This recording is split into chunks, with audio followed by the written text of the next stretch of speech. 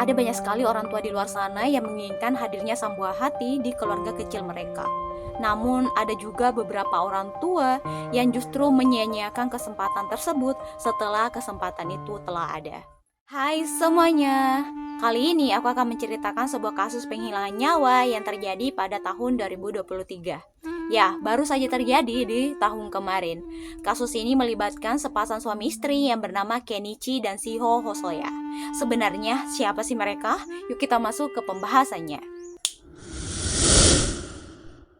Kenichi Hosoya adalah seorang pria yang berumur 43 tahun. Pada tahun 2009, dia menikahi seorang gadis yang bernama Shiho. Dari pernikahan tersebut, mereka dikaruniai 3 orang anak. Di tahun 2004, anak pertama mereka yang laki-laki berumur 10 tahun. Anak kedua mereka yang perempuan berumur 8 tahun. Dan anak ketiga mereka itu bernama Yoshiki berumur 4 tahun. Awalnya, keluarga Hosoya ini tinggal di prefektur Chiba. Namun pada tahun 2016, mereka memutuskan untuk pindah ke distrik Taito, Tokyo. Di sana mereka menempati sebuah kondominium 10 lantai yang merupakan warisan bagi Kenichi Hosoya.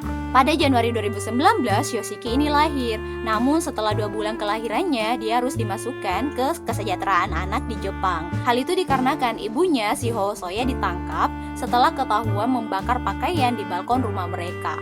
Namun pada bulan September di tahun yang sama, mereka dipulangkan lagi ke orang tua mereka karena Shiho ini tidak didakwa atas kejadian tersebut.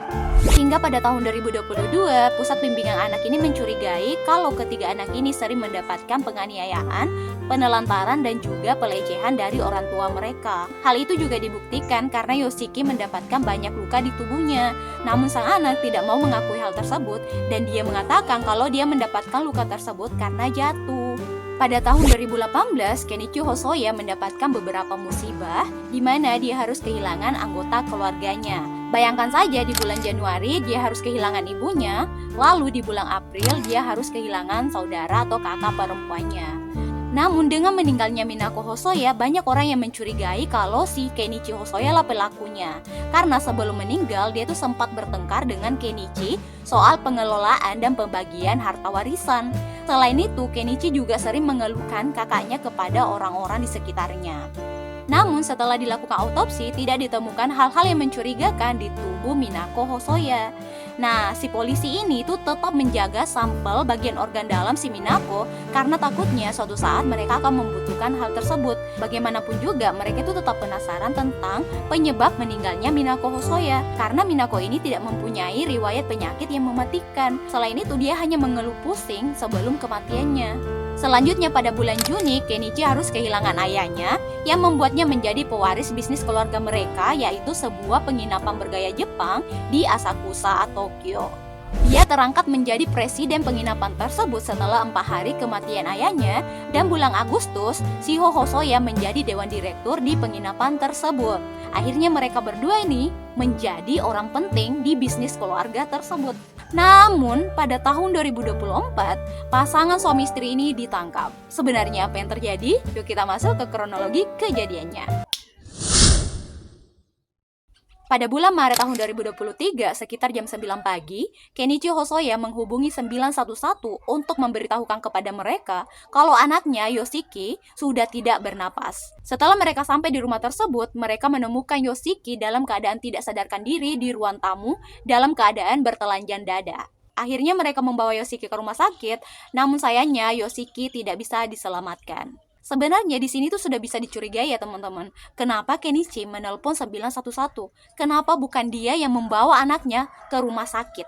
Setelah dilakukan autopsi, akhirnya diketahui penyebab dari meninggalnya Yoshiki Hosoya yaitu karena terlalu banyak mengonsumsi obat olanzapine yang biasa diminum oleh orang penderita bipolar dan juga etilen glikol. Nah, etilen glikol ini adalah senyawa sintetis yang biasa digunakan untuk membuat larutan anti beku dan juga untuk penghilang lapisan es pada mobil, kapal, dan juga pesawat. Etilen glikol ini tidak berbau, tidak berwarna, dan sedikit manis, dan apabila dikonsumsi akan menimbulkan rasa hangat di mulut.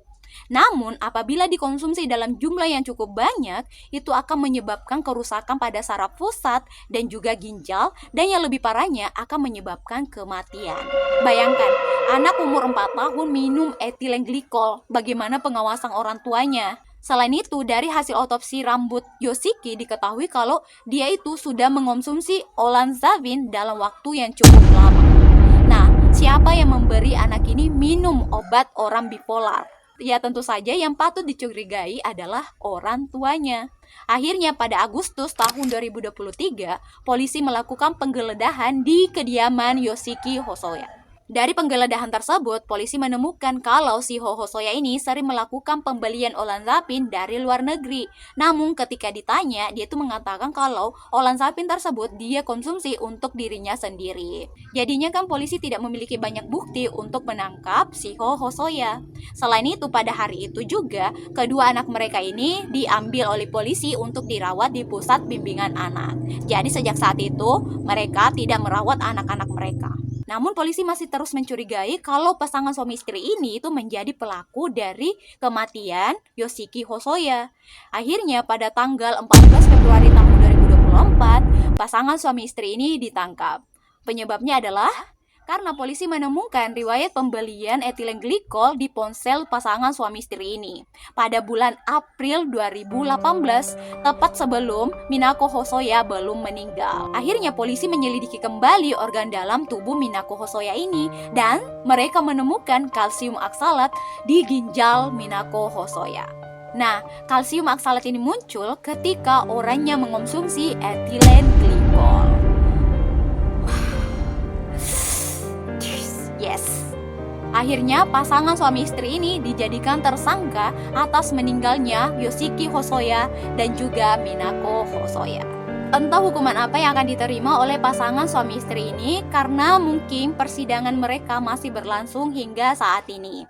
Kenichi dan si Hosoya merupakan salah satu contoh orang tua yang diberikan kesempatan untuk memiliki anak, namun mereka menyia-nyiakan hal tersebut. Terima kasih bagi kalian yang sudah menonton sampai akhir. See you on the next story. Bye-bye.